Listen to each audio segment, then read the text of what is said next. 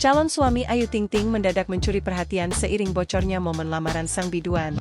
Dikabarkan sudah berlangsung di Puncak, Bogor, Minggu, 4 Februari 2024. Calon suami Ayu Ting Ting disebut-sebut bernama Muhammad Fardana atau yang akrab disapa Dana, seorang anggota Tentara Nasional Indonesia, TNI.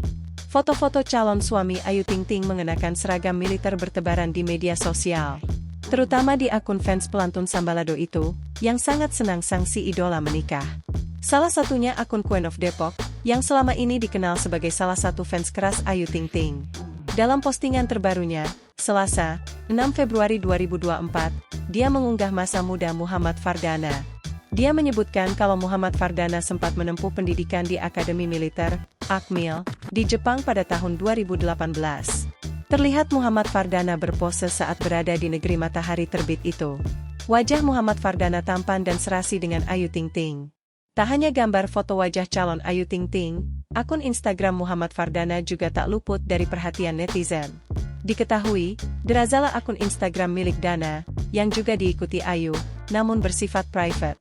Sebelumnya, beredar foto momen lamaran Ayu Ting Ting bersama Muhammad Fardana yang dihadiri kedua orang tua kedua belah pihak. Download Tribun X sekarang, menghadirkan lokal menjadi Indonesia.